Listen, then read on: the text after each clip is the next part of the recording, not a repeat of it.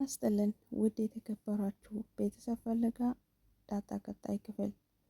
ደረጀ ዳጣን ከእናቷ ጋር ሊያስታውቃት እንግዲህ ቀነ ቀጠሮ ቆርጦላት ነበር። ልደቷን ካከበረላት በኋላ እናቷን እንደሚያገናኛት ቃል ገብቶላታል። በዛው መሰረት ግን ቁጭ ብሎ ሲጨነቅ ማርታ እንደውም ምንድን ነው የሚያስጨንቀ ለምን ትደብቀኛለህ በማለት እንግዲህ ባለፈው ክፍል ላይ እንዳወራንበት ደረጀን ለመጠየቅ ሞክራለች። ደረጀ ግን እንዴት አድርጎ እንገራት ብቻውን እየተጨነቀ ነው። እና ታዲያ አንተ ስትጨነቅ አብሬ ካልተጨነቅኩ አብሬ ካልተጋራው ምን ምስት ነኝ በማለት ማርታ ተናዳ ተናግራ አኩርፋ ወጥታ ኤቢ ክፍል ተኝታ ነበር። ደረጀም ነገሮቹን ካሰበበት በኋላ ካወረደ በኋላ ዳጣ ሳሎን ላይ ከናታን ጋር ቁጭ ብላ እያወራች ደረጀም ከላይ ወርዶ ነይ ከኔ ጋር ብሎ ጠራት። እሷም እንግዲህ እናቷን እየተጠባበቀች ነው። ምክንያቱም እናትሽን አስታውቅሻለሁ ብሏታል። ታዲያ ደረጀን ተከትላ መኪና ገባች። ደረጀም ዛሬ እናትሽን አስታውቅሻለሁ እናትሽ ትጠብቀናለች በማለት መኪናውን ደጉል እየነዳ ዳጣን ወደ ሆነ ቦታ ወሰዳት። ዳጣም ግራ ገባት። አባዬ ወዴት ነው የምንሄደው? እንዴት ለምንድን ነው እንደዚህ የምትነዳ በማለት ጠይቀዋለች። ደረጀም በሀሳብ ውስጥ ሆኖ በጣም እየነዳ ዳጣ መፍራት እስከምትፈራ ድረስ ኤቢን ተጨንቃለች። ምክንያቱም እናቷ የእሷ ክፍል ገብታ ተኝታለች። ከአባቷ ጋር እንደተነጋገሩና መፍትሄ እንዳጣ እንደማይነግራት ብቻውን እየተጨነቀ እንደሆነ ማርታም ለምን ይደብቀኛል በማለት ደብሯት ኤቢ ክፍል ገብታ መተኛቱን ኤቢ ተረድታለች። አባቷ ጋር መሄዳ አባቷን ምንድን ነው እንደማለት ችግሩን ታውቃለች። አባቷ ለምን እንደምጨነቅ ጭንቀቱ ምን እንደሆነ ስለምታውቅ ኤቢ ብቻ እንዲሁ ተረድታለች። ለእናቷ ምንም አላለችም። እናቷም ትንሽ ገደም እላለሁ ስትመጪ እንዳረብሽኝ በማለት ገደም ብላለች። ታደረጀም ዳጣን ይዟት ስለወጣ ኤቢ በጣም ተጨናነቀች። አባዬ ቢደውልለትም ስልክ አያነሳልኝም ምን ሆኖ ነው በማለት ዘበኛው ጋር ሄዳ ጠየቀች። እሱም ደግሞ ዳጣ አብራት እኮ አለችው ምንም አይሆንም አትፍሪ ምነው ሰላም አይደል እንዴ በማለት ጠይቋታል። አይ ሰላም ነው ግን ስደውልለት ስልክ አያነሳም በማለት ኤቢ መልሳለች። አይ አትፍሪ ምንም አይሆንም ዳጣ ከሱ ጋር ስለሆነች ምንም አይሆንም ብላ ኤቢ ወደ ቤት ተመልሳ ገባች። ግን ደግሞ ቢደውሉላቸውም ስልክ አያነሱም። ለዳጣ እንኳን ቢደውልላት ስልክ አታነሳም። ምክንያቱም አባቷ መኪና እንደ ጉድ እያበረረ ስለሚሄድ ማንሳት አልቻለችም። ግን ደግሞ ደረጀም መኪናውን በንዴት ከነዳ በኋላ አቁሞ ምን እንደሚያስብ የት እንደሆነ ራሱን መጠየቅ ጀመረ። ወዴት ነው የመጣሁት? ምንድን ነው ያንኩት? ደህና አይደለም በማለት ዳጣም ማውራት ጀምሯል። በጣም ታዲያ አባዬ እናቴን አገናኘኝ፣ እናቴ እኮ እየጠበቀችኝ ነው፣ እናቴ ማናት ብላ ከጠየቀችው በኋላ እኔ እንጃ ጨንቆኛል፣ ጠቦኛል እያለ ሲያወራት በቃ አባዬ ዛሬ ይቅርብኝ፣ እናቴን ባገኛት ፈልጋት ነበር፣ ነገር ግን እንደዚህ ሆነ እየነዳክ ወይንም እንደዚህ እየተጨነቅ ይቅርብህ፣ ነገ ታሳየኛለህ፣ ነገ ታገናኛኛለህ፣ አሁን ወደ ቤት ነዳ አለችው። እናም ታዲያ ደረጀም ግራ ከተጋባ በኋላ እናትሽ ትጠብቀናለች ዛሬ ሳልነግርሽም አላድርም እያላት እያናግራት ዳጣ ደግሞ አይ አባዬ ወደ ቤት ነች ነገ ትነግረኛለህ በማለት አባቷን አባብላ ወደ ቤት እንዲመለሱ አድርጋለች። እንግዲህ በነጋታው ያው መንጋቱ አይቀርም አይደለ? ደረጀ ደግሞ እናቷን ወስዶ እንዲያገናኛት በጉጉት ውስጥ ነው ያደረችው። በሌሊትም ተነስታ ልብሷንም ለብሳ የአባቷ ስልክ እየተጠባበቀች ነው። ደረጀ ከአሁን ደውሎልኝ ተነሽ እንሂድ እናትሽ ላገናኘሽ ምላት ይመስላታል።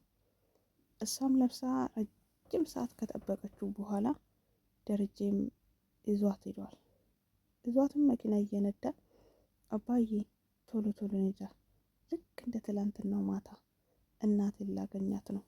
እናቴ ግን ቆንጆ ናት፣ ማንን ትመስላለች እያለች መጠየቅ ጀመረች። ደረጀም ቁንጅና እኮ የውስጥ እንጂ የውጭ አይደለም። በቁንጅና ታዲያ ሳትዋሽኝ ንገረኝ፣ እማዬ ናት እናቴ ናት ቆንጆ ብላ ጠየቀችው። በቁንጅና ስማርታ ብለዋታል ይመስለኛል። እሷም ደግሞ ምነው አባዬ እናቴ ፉንጋ ናት ልትላት ፈልገህ ነው? ግን እናቴ ምን አይነት እናት ናት በማለት ጠየቀች ጀመረች። ደረጀም አሁን ታያታለሽ አትቸኩ በማለት ይነዳል። ታዲያ በስተ መጨረሻ አባዬ ይሄ እኮ የሰላም ወደ ሰላም ሰፈር ነው፣ እናቴ እዚህ ሰፈር ናት እንዲያ ብላ ጠየቀችው። እሱም እነ ሰላም ሰፈር ደርሰው መኪናውን ቀጥ አድርጎ አቁሟል። ዳጣም ደነገጠች። አባዬ እናቴ እዚህ ሆነ እንዴ ደበከኝ? ሰላምዬ ታውቃታለች ማለት ነው። ምክንያቱም እኔ የሆነ ነገር ተጠራጥራለሁ፣ ግን ደግሞ አልነግርሽም አለችኝ። ስለዚህ ሰላሜ ስለ እናቴ ታውቃታለች፣ ለምን እንደደበቀች ሳገኛት አለቃትም እያለች መዛት ጀመረች ዳጣ። አይ ዳጣ፣ ደረጀ ግን አሁን አንቺ እናትሽን ብታገኝ አትቆጪም ወይ አታኮርፍኝም ወይ እያለ ይጠይቃታል። ምክንያቱም ሰላም ዳጣ አጠገብ ነበረች፣ እዚሁ አብረው ነበሩ። ግን ደግሞ እናቷ መሆኗን አልነገራትም። ስለዚህ ለምን ደበቀኝ? ከእናቴ ጋር እየኖርኩኝ ለምን ዝም አለኝ ማለት ትችላለች።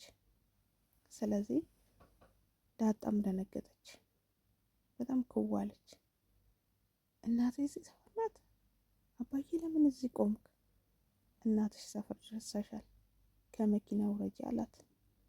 እሷም ደንግጣ አባቷን እያየች እንግዲህ ደረጀ እንደተለመደው መጨረሻንና መጀመሪያውን ሳያሳየን ወይ ሰላም ናት እናትሽ ብሎ አንድ ጫፍ እንኳን ቢያሰማን ጥሩ ነበር። ያው እንግዲህ እናትሽ ሰፈር ደርሰናል፣ አሁን መብረት ትችያለሽ እንዳላይ ቆሟል። እንግዲህ ቀጣዩ ደግሞ ቀጣዩ ክፍል የምናይ ይሆናል ማለት ነው። አሁኑ ላይ አሁንም ዳጣ እናቷ ሳታቅፍ እናቴ አንቺ ነሽ እንዴ ብላ ሳትላት እንግዲህ ቀጠሮ ተላልፏል። ምናልባት የሚቀጥለው ላይ እናገኘው ይሆን? ዳጣንና እናቷን አብሮ አንድ ላይ ሆኖ ሲተቃቀፉ እናገኛቸው ይሆን ወይስ እናያቸው ይሆን? አይ እኔስ በጉጉት እየጠበቅኩ ነው። እናንተም ከኔ ጋር ሆናችሁ እነሱን ዳጣን የምትከታተሉ እንድታዩ በአክብሮት ጋብዛችኋለሁ። ምክንያቱም ስንት ወራትና ስንት ዓመታት ስንጠብቅ የነበረው ጉጉት ነበር ማለት ነው። እኔ በተለይ እናቷ ዳጣ እናቷ ስታቅ፣ ሁለተኛ ማርታ ስለ ደረጀ ምስጢሮች ስትሰማ ውሳኔዋ ናፍቆኛል። ውሳኔዋ ምን ይሁን? ልክ ማርታ አሁን ትሁትና የትዳር አክባሪ ጎበዝ እንደሆነች ያንም ችላ በችሎታ ሁሉንም ነገር ታልፋለች ወይስ ደረጀን ታዋርዳለች? እንግዲህ እዚህ ጋር ነው ችግሩ። አብረን የምናይ ይሆናል። ቀጣይ እንግዲህ ከመጀመሪያ ከመግባው ሰላምዬና ዳጣ ሲገናኙ የሚያሳዩን ይመስለኛል። ለማንኛውም ውድ ቤተሰብ ኤቢ እናትሽ ሲያስተዋውቅሽ እኔ አብረሽ ተከትዬ እናትሽን ማወቅ አለብኝ ብላታለች። አይ አባዬ አፈቅድም ብላታለች ዳጣ። አይ እሱ እንዳያይ በሩቅ ሆኜ ሄዳለሁ ብላታለች። እሷም በሩቅ ከሆነ ችግር የለም ፈቅድልሻለሁ፣ አባዬ እንዳያሽ አድርገሽ አይተሽ ትመለሻለች ብላታለች። ስለዚህ የሰላምዬ ልጅ እንደሆነች ኤቢ ልትረዳ ትችላለች። ከዛ በኋላስ ምን ተወስኑን? ኤቢ ደግሞ አሁን እንግዲህ እናትሽን ለምንድን ነው ያገናኘሽ ብላ ጠይቃታለች። ዳጣም እኔ እንጃ ብቻ ውድ ቤተሰብ ቀጣይ ላይ አብረን እንገናኛለን። መልካም ቆይታ ይሆንላችሁ። ባይ ባይ።